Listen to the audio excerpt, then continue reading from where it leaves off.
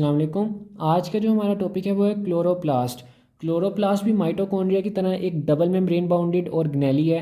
ये discoid structure यानी एक डिस्क की तरह का स्ट्रक्चर होता है और इसमें एक ग्रीन पिगमेंट होता है जिसको हम क्लोरोफिल कहते हैं। क्लोरोफिल एक कोई ऑर्गेनिक कंपाउंड होता है और इसका क्या फंक्शन होता है क्लोरोप्लास्ट में।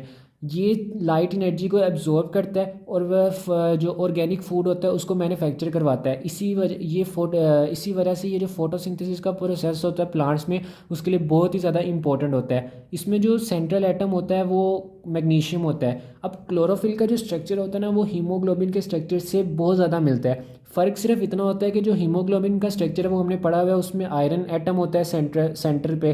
लेकिन क्लोरोफिल में जो है सेंटर पे मैग्नीशियम एटम होता है। अगर हम क्लोरोप्लास्ट के डायमीटर की बात करें तो ये 4 to 6 माइक्रोमीटर इन डायमीटर होता है। ये सेल्फ रेप्लिकेटिंग ऑर्गेनेली है, यानी अपनी तादाद को ज़्यादा भी कर सकता है और कम भी कर सकता है। ये प्लांट्स के जो ग्रीन पार्ट्स होती हैं यानी लीव्स होते हैं वहाँ पे ये पाया जाता है।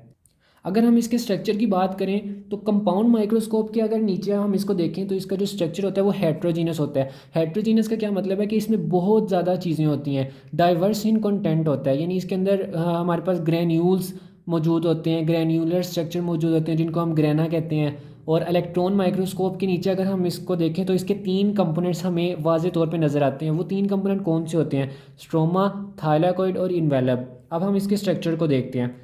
ये जो सबसे ऊपर मेम्ब्रेन आपको नज़र आ रही है ये आउटर मेम्ब्रेन होती है। इसके नीचे हमारे पास इनर मेम्ब्रेन होती है। ये जो आपको एक कोइन की तरह का स्ट्रक्चर नज़र आ रहा है इसको हम थाइलाकोइड कहते हैं। ठीक है। जब ये सारे थाइलाकोइड स्टैक करते हैं यानी गुच्छा बनाते हैं तो जो चीज़ बनती है उसको हम ग्रेनम कहते हैं। ये जो आपको ये रॉड लाइक चीज़ें नज़र आ रही हैं जो एक ग्रेनम को दूसरे ग्रेनम के साथ इंटरकनेक्ट करती हैं, ये भी थाइलाकोइड होती हैं, लेकिन इन थाइलाकोइड को हम इंटरग्रेना कहते हैं।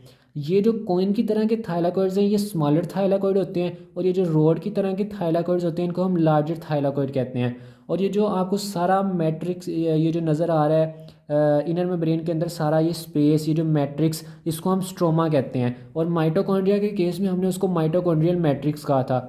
कंपोनेंट्स इसके 3 हैं: स्ट्रोमा, इन्वेलप, थाइलाकोइड। मेम्ब्रेन्स क्योंकि ये डबल बाउंडेड और ग्रेलिया तो इसके पास भी 2 मेम्ब्रेन्स होंगी। एक होती है आउटर मेम्ब्रेन और एक होती है inner membrane. Outer membrane smooth होती है बिल्कुल माइटोकॉन्ड्रिया की तरह। इसमें भी पोर्स होती है इसको जिनको हम पोरिन्स कहते हैं और ये भी फ्रीली परमेबल होती है यानी इसमें से कोई भी चीज़ पास कर जाती है। इनर मेम्ब्रेन जो होती है वो प्रोटीन में रिच होती है यानी प्रोटीनेशियस होती है, उसमें प्रोटीन्स बहुत ज़्यादा होती हैं और सेमी परमेबल होती है बिल्कुल माइटोकॉन्ड्रिया की इनर मेम्ब्रेन की तरह, यानी उसमें से सेलेक्टिव मटेरियल जो होती है ना वो सिर्फ पास कर सकते हैं, सारे मटेरियल पास नहीं कर सकते। अब उस क्लोरोप्लास्ट के जो कंपोनेंट्स हैं उसमें सबसे पहले इन्वेलप होता है। तो ये जो मेम्ब्रेन्स हमने ऊपर पढ़ी हैं यही असल में क्लोरोप्लास्ट का इन्वेलप होती हैं। दूसरा जो कंपोनेंट होता है वो हमारे पास स्ट्रोमा होता है। ये जो क्लोरोप्लास्ट का मैट्रिक्स होता है वो उसको हम स्ट्रोमा कहते हैं। ये भी फ्लूइड की तरह का होता है और ये थाइलाकोइड्स को सराउंड करता है। क्लोरोप्लास्ट का ज़्यादातर वॉल्यूम स्ट्रोमा ने कवर किया होता है। इसमें हमारे पास क्या क्या चीज़ें पाई जाती हैं? Protein, circular DNA, ribosomes. ये कलरलेस होती है, इसका कोई कलर नहीं होता। और जो डार्क रिएक्शन होता है यानी जिसमें CO2 शुगर्स में कन्वर्ट होती है वो रिएक्शन स्ट्रोमा में होता है। और तीसरा कंपोनेंट जो है हमारे पास क्लोरोप्लास्ट का वो है थाइलाकोइड।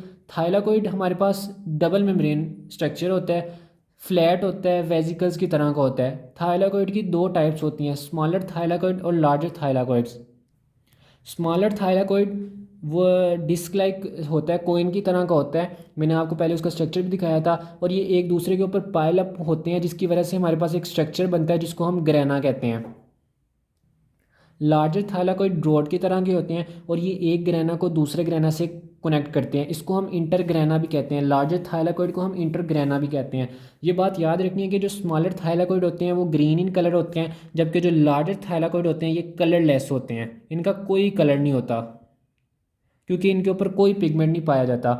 अब थोड़ी सी इन्फॉर्मेशन है कि ये जो एक ग्रेना होते हैं इसके ऊपर कितने थाइलाकोइड्स होते हैं। मैंने तो यहाँ पे सिर्फ 4 बनाए हैं लेकिन असल में 25 से 50 थाइलाकोइड्स होते हैं। और एक क्लोरोप्लास्ट के अंदर कोई 40 से 60 ग्रेना पाए जाते हैं। जो क्लोरोफिल फोटोसिंथेटिक पिगमेंट है हमारे पास क्लोरोफिल, वो कहाँ पे पाया जाता है? वो स्मॉलर थाइलाकोइड्स की मेम्ब्रेन के ऊपर पाया जाता है। यानी ये अगर हमारे पास एक थाइलाकोइड है तो जो क्लोरोप्लास्ट क्लोरोफिल होगा वो इसकी मेम्ब्रेन्स के ऊपर पाया जाता है। इसी वजह से जो स्मॉलर थाइलाकोइड्स होते हैं वो ग्रीन इन कलर होते हैं।